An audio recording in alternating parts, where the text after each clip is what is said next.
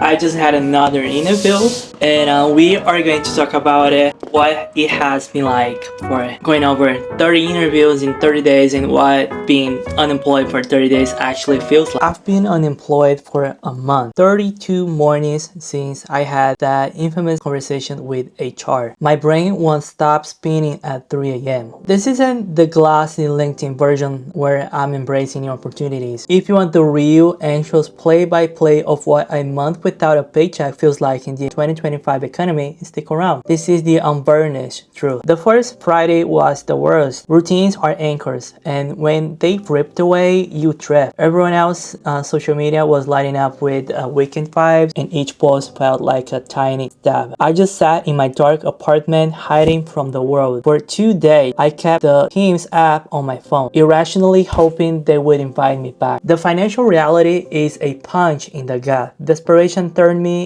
into a financial ninja. Victory is now switching to store brand peanut butter. People say the job market is soft. It's not soft. Brutal exercise and self-inflict pain. I have applied to 41 positions this month. 41 that I have cracked each cover letter. I have heard back from 4. The last one for me was a second round panel interview. I prepped for days, researched the company, even bought a new shirt. Then they ghost me. Just silent. I track everything in a spreadsheet to feel some control, but yesterday I changed the status for a dozen applications to LOL just to feel alive. This isn't a job market, it's a job search casino, and the house always wins. What surprised me the most is that I missed my badge photo. It was a terrible picture, but it proved I belonged somewhere. It was a tangible evidence that I had a role. Without it, my professional identity has crumbled, leaving me feeling exposed and anonymous. I find myself rehearsing introductions in the shower. Hi, I'm Jose, former finance manager, current optimist. When someone asks that dreaded question, so what do you do? I say I'm between opportunities. It sounds so sophisticated, like I can feel my confidence evaporating in real time like a plum grape, slowly turning into a shriveled rice. It's a strange form of identity theft, perpetrated not by a hacker but by the absence of a job. Then, last Thursday, I woke up, and for the first time, the silence in my head wasn't screaming. It was just quiet. I brewed tea, and instead of hunching over my laptop, I opened the windows. I submitted 3 applications without the usual sense of futility. After that, I took a 20-minute walk and bought a $2 coffee. That was it. That was the whole good day. No grand epiphanies, no job offers, just a few moments of peace. When I got home, I wrote in my journal in all caps, "Today did not suck." When you're unemployed, victory is strength. Simply not succumbing to despair is a triumph. My best friends Amanda and Rio calls every single night. It's a ritual. We have a pact. No toxic positivity. Phrases like everything happens for a reason are banned. There's nothing more invalidating than someone trying to slap a happy sticker on real pain. Instead, we pray truth. I'm scared, I'll confess. She'll admit her new promotion is terrifying. I ate cereal for dinner and pretending it was a choice. I'll admit, night after night, we stitched those confessions into a small, sturdy rope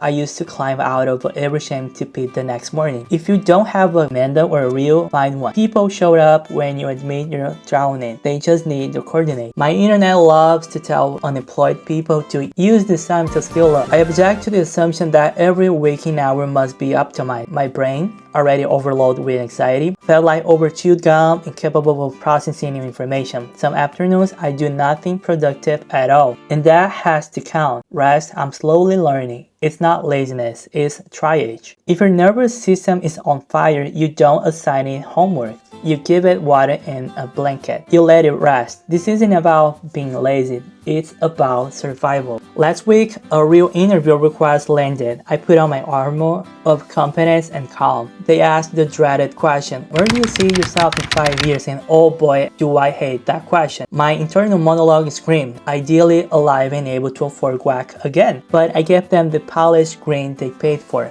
I told them I see myself leading cross-functional initiatives that leverage data-driven insight. Translation, I need a paycheck and you need to tick off cliches on your buzzword bingo card. They nodded and promised to circle back. I knew it was over. The performance of selling yourself when you feel utterly unsellable is exhausting. It leaves me feeling less human. My colleague just closed on a house. My cousin booked her dream honeymoon. Meanwhile, I'm screenshotting coupons for off-brand toilet paper. Social media has become a relentless highlight reel of everyone else's success, and I'm stuck on the opening credits. I know people create their lives online, but it doesn't stop the gut punch. The only antidote I've found is to post my own truth. One afternoon, I tweeted, 1 month unemployed. Don't ask me about my 5-year plan unless it involves breakfast. The replies were a lifeline. Month 3 here, we got this. Year 1 still standing. It was a revelation. The comment section is where shared vulnerabilities creates connection. My body has decided to join my brain in this crisis. Some days I forget to eat. Other days I demolish a bag of kettle corn to drown out of my thought. My lower back feels like it's storing every rejection email. A constant dull ache that reminds me stress isn't just your head. I can't afford my physical therapy copay, so instead I strive to free YouTube tutorials. The body is a bank account and I keep withdrawing confidence and energy without making deposits. I'm learning, slowly, to treat showers like workouts. If I accomplish that, I've done enough. Survival in this season counts as cardio. Desperate for momentum, I printed a blank calendar and taped into my fridge.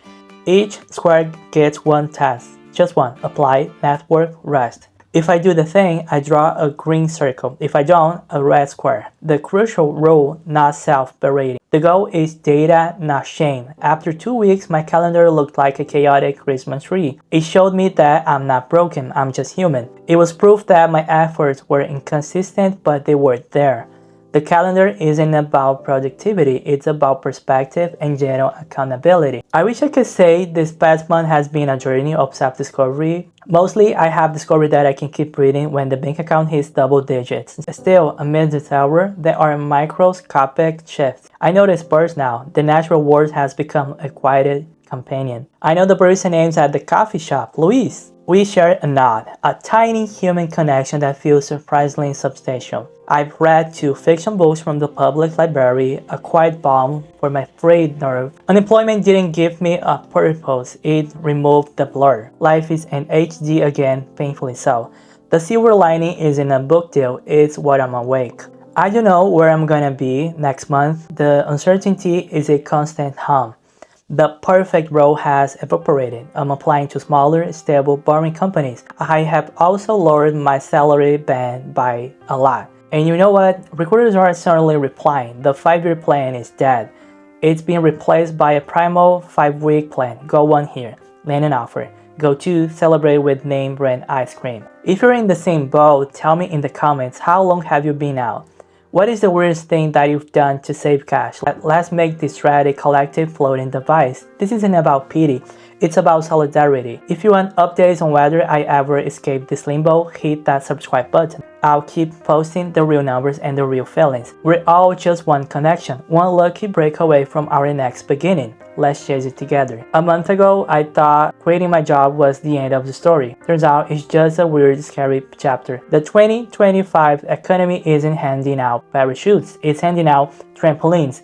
And if you're lucky, you bounce. If you're not, you hit the ground. I'm still mostly horizontal, but I'm wiggling my fingers and toes. I have a roof over my head, a friend that calls every night, and a community right here that gets it. That, I realize, is a foundation. So I'm lucky enough to jog tomorrow's circle, to apply to 3 more jobs, to take a walk, just to breathe. If you're watching this, know this. You're not failing. You're resilient. You're a human.